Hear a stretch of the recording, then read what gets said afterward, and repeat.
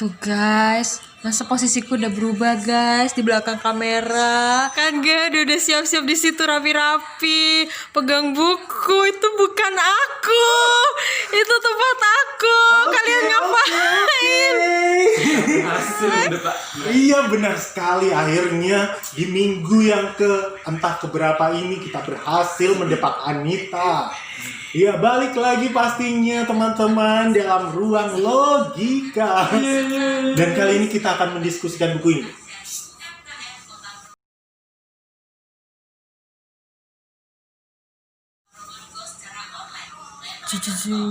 Nah, kenapa saya mendepak Anita? Karena saya tahu kalau dia dikasih buku ini itu nggak bakalan selesai. Orang yang tipis-tipis aja nggak pernah selesai, Baim. Nanti Baim yang bakal membahas ya. Aku baca awalannya dulu. Jadi teman-teman, itu judulnya tadi sudah dibacakan ya. Ini karyanya John Joseph Stockdale. John Joseph Stockdale. Terbit pertama kali pada 1811. Manuskrip juga dia, manuskrip. Gitu ya, gulungan gitu ya. Atau ketikan tanpa cetakan. Oke. Dan ini katanya tuh karya berbahasa Inggris pertama yang paling populer. Gitu ya. Begitu. Nah, ini diterjemahkan sama Ira Puspitorini. Perut saya jangan kelihatan ya guys. Puspitorini. Terus cetakan kedua ini ternyata pernah terbit Tahun tahun 2014 dan diterbitkan oleh Indo Literasi. Baim, aku mau jujur dulu sebelum kita bahas ini. Aku belum baca semuanya. Aku hanya baca. Jadi gini harusnya kamera. Gini ya. Jadi aku tuh hanya baca yang tentang Probolinggo.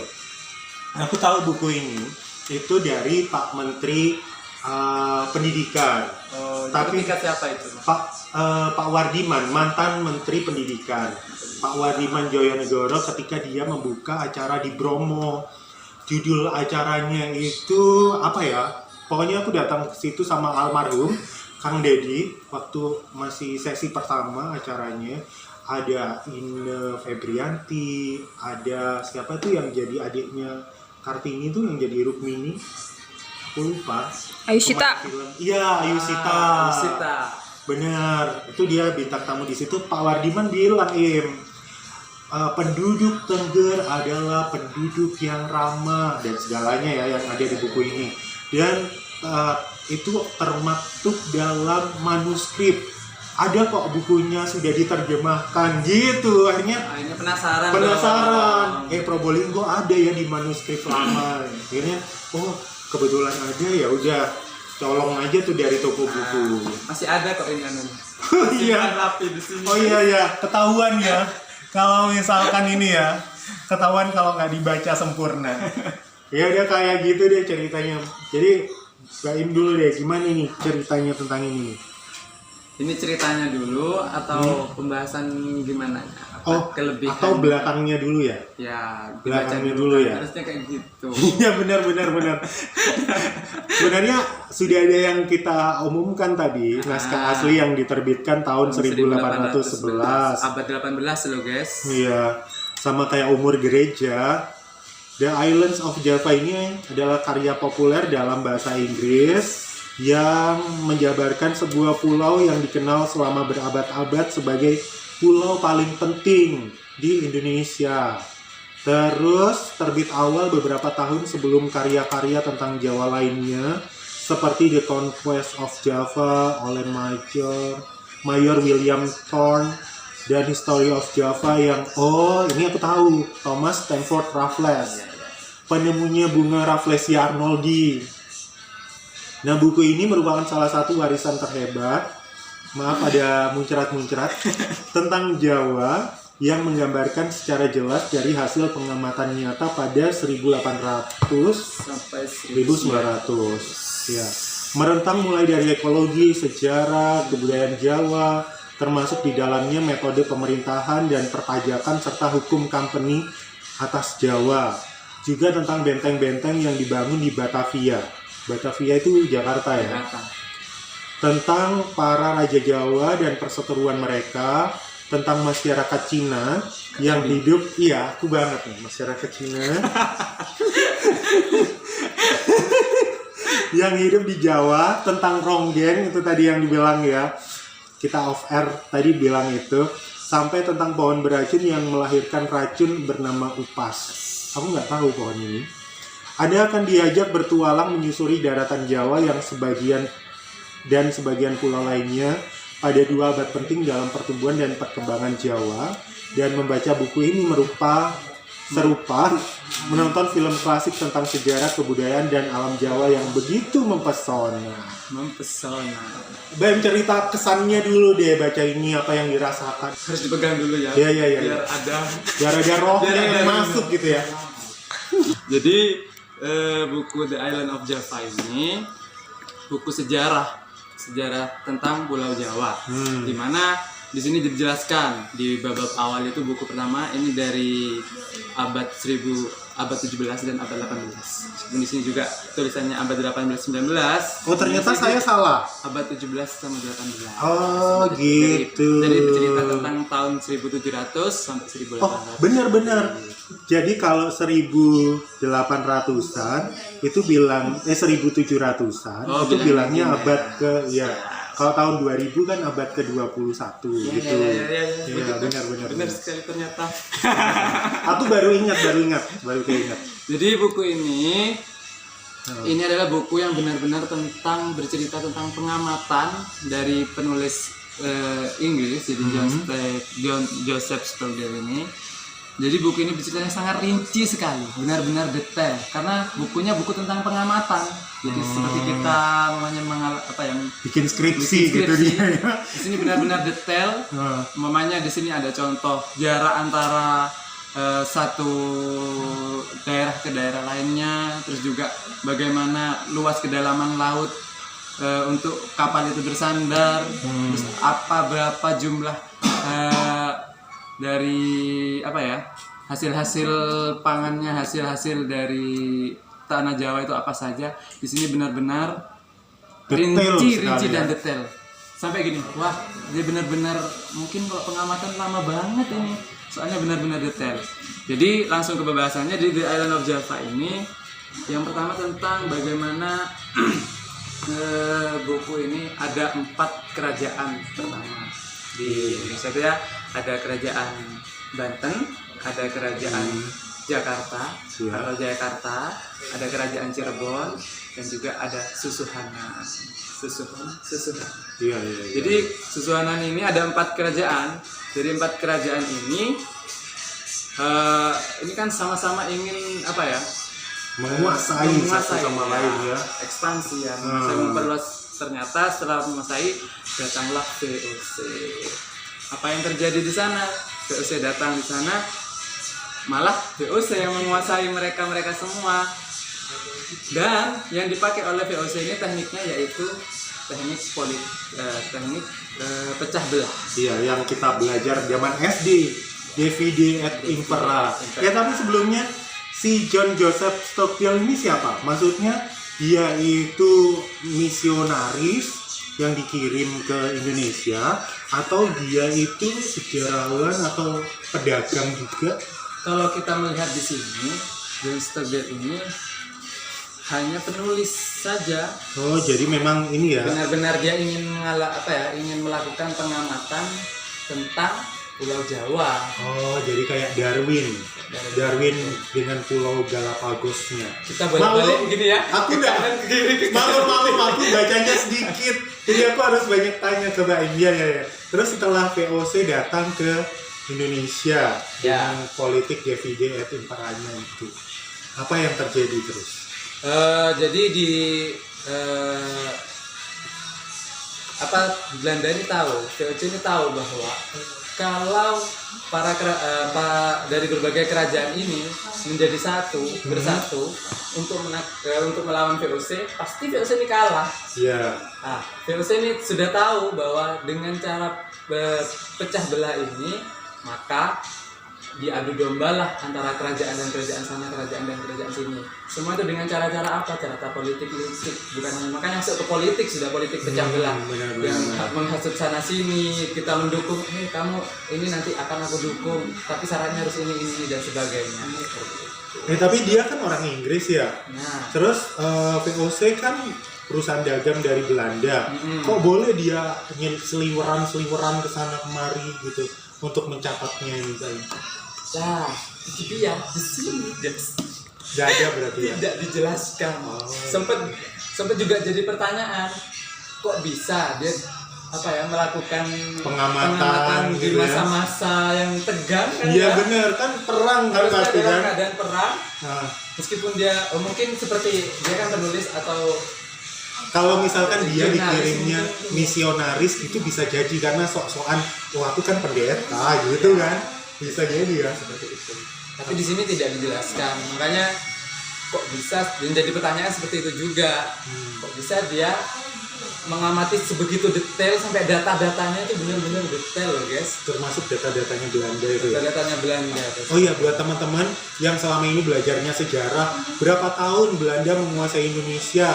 Bukan 350 tahun ya, karena yang menguasai selama itu kamar dagang. Jadi perusahaan VOC ini menguasai Indonesia. Seperti itu. Jadi bukan pemerintah Belandanya dulu yang masuk ke Indonesia. Terus. Jadi setelah bercerita tentang kerajaan, di sini juga di buku ini juga dijelaskan juga bagaimana bagusnya juga dari Joseph Stordale ini menceritakan di buku ini fair. Bukannya dia kan sebagai orang luar, bukan bercerita tentang Belanda yang begini, tapi juga masyarakat Jawa dengan keburukannya, tapi juga dengan kebaikannya, dengan ramah tamahnya. Di sini juga sampai hal-hal mendetail dengan pakaiannya, pakaian orang Jawa Zaman itu yang hanya kalau laki hanya memakai sarung dan yang perempuan mendirikan ini bahkan sampai pakai kondenya seperti itu. Di sini ditulis jelas, dan juga di sini juga bercerita tentang orang-orang Cina yang melakukan perdagangan di sini. Dan yang sangat menarik di dalam buku ini, jadi mereka orang-orang VOC yang ada di Batavia ini ternyata ada di Jakarta kan? Benar. Jadi Jakarta sendiri, Batavia sendiri mungkin ada di tengah-tengah. Oh, Jadi, mungkin Batavia itu ibu kota Jakarta, bisa jadi gitu ya? bisa jadi seperti itu. Iya. Bukan gitu sih sebenarnya. Batavia itu tempat jajahannya di tempat yang di Kapal sandar. Kapal sandarnya Belanda. Jadi iya. Belanda. Pelabuhan. Di situ Belanda. Waktu itu Jakarta sebagai kerajaan Jakarta. Di sana dijelaskan bahwasannya sampai mana tadi kata VOC VOC.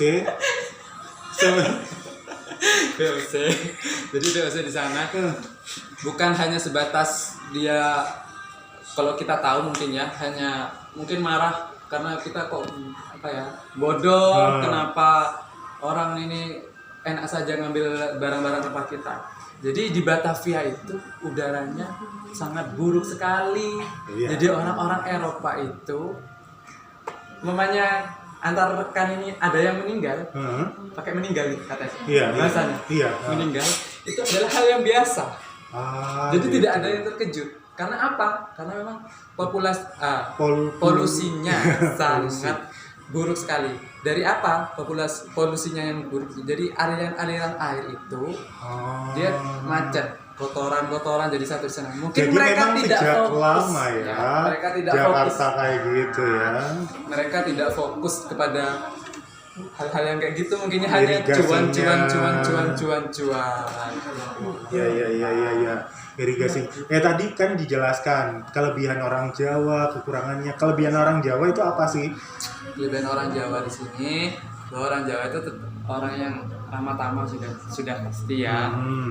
Terus juga kayaknya hanya itu deh, ramah tamah. Kalau kurangnya di sini dijelaskan bahwa orang Jawa itu orang yang sangat pemalas. Begitu. Iya. Terus selain pemalas.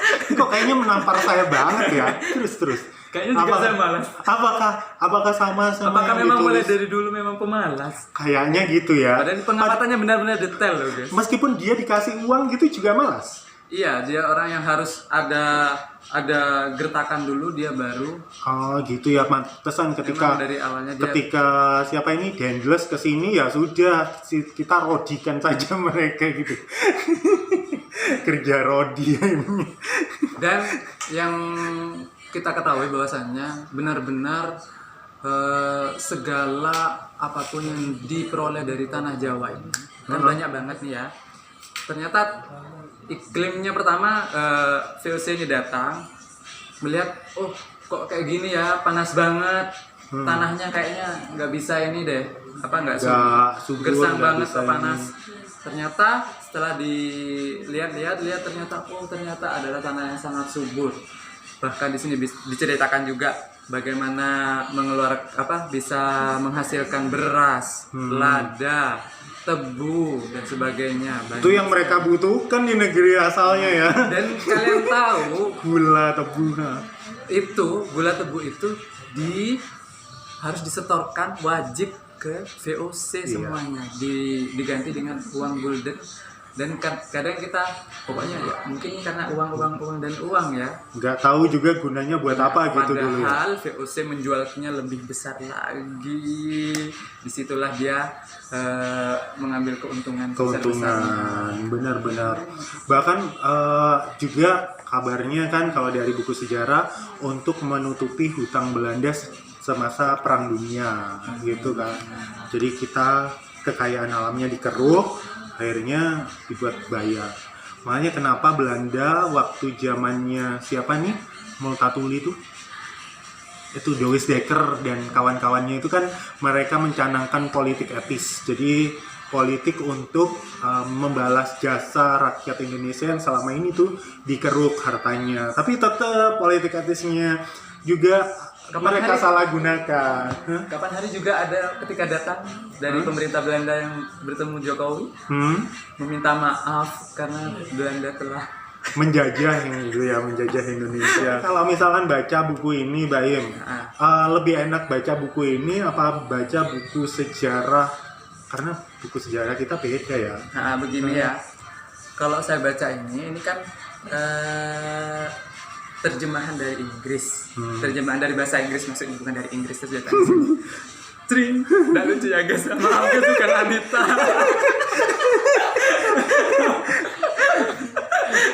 Jadi aku nih sambil membaca nih apa yang aku catat. Jadi terjemahannya ini sangat benar-benar baku kayak buku apa ya? Buku diktat gitu terjemahan ya. Perkata. Jadi umpamanya kan kalau menurut saya nih ya, kalau namanya kita membaca buku kan bagaimana kita asik membaca, apalagi di sini juga nonton seperti film klasik dan sebagainya. Tapi kadang kita kalau sudah ada kata-kata yang kadang kayak aneh, terlalu baku dan sebagainya, terlalu kaku gitu ya. Terlalu kaku itu kayaknya rasanya agak aneh itu. Jadi kalau misalkan ini dikasih ke anak SD atau anak SMP yang belajar mengenai sejarah Pulau Jawa, itu masih belum bisa ya gara-gara belum kaku bisa. ya. Ini terlalu kaku. Terus juga kayaknya kalau SD ya, anak SD ini kan harusnya belajarnya yang benar-benar yang kita punya ya, sejarah yang ada pelajaran sejarah tersendiri. Ini biasanya kalau ingin mengeksplor lebih tentang bagaimana. Kalau anak SD mungkin masih sejarah yang ingin diketahui. Iya, sejarah kerajaan saja. Sejarah perjuangan bangsa Indonesia, terus awal mula berdirinya kerajaan-kerajaan di Indonesia. Sejarah ada kerajaan Islam. Masih ingat itu ya. Di sini malah yang banyak masalah Islamnya tidak ada di sini guys. Maksudnya kerajaan Islam masuk ini kukira nih ya ada, karena kan juga perkembangan Pulau Jawa ya. Aku nggak tahu kalau Wali Songo itu masuk tahun berapa sih ke Indonesia. Aku lupa sih. Wali Songo aku lupa masuk ke Indonesia. Nggak apa-apa nanti bisa ditambahkan, kita googling dulu, saya tambahkan di bawah. Pokoknya kayak ngeles guys. jadi pokoknya ini membahas itu dia.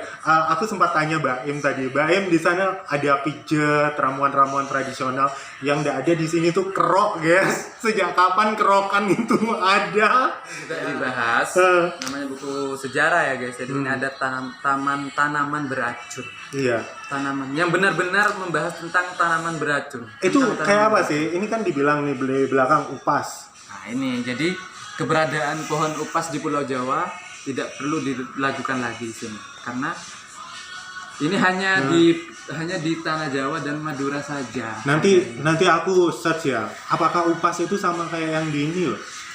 Mana tuh Banyuwangi? Taman Belauran apa Baluran? Baluran. Itu Banyuwangi ta? Iya, Situbondo. Banyuwangi. Jadi Situbondo dan Banyuwangi.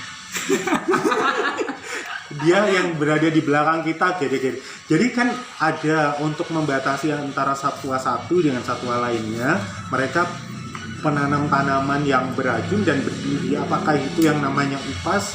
Aku juga belum tahu. Pengetahuanku, aku kan nggak jurusan biologi, guys. Bahkan di sini sangat detail loh guys. Tentang tanaman beracun ini juga dijelaskan bagaimana mereka bereksperimen. Dan tahu siapa yang dijadikan eksperimen adalah Nita. Oh bukan. Siapa? Ada kelinci, ada paha anjing. Mamanya dia disuntikan upas ini dia Bengkak apa enggak? jadi mati lesu ya? dan sebagainya. Okay. Kan juga jadi upas itu juga di oleh koloni ini untuk ke apa ya, semacam buat ngefly gitu loh guys. Opium gitu. Kayak candu. Candu. Iya. Terus yang berapa ini nih. Tadi ada yang Mbak Im bilang soal ronggeng. Nah, mumpung kan Sabtu depan kita juga beda-beda tipis sih. Kalau Probolinggo punya lengger, tapi yang dibahas di sini tuh ronggeng.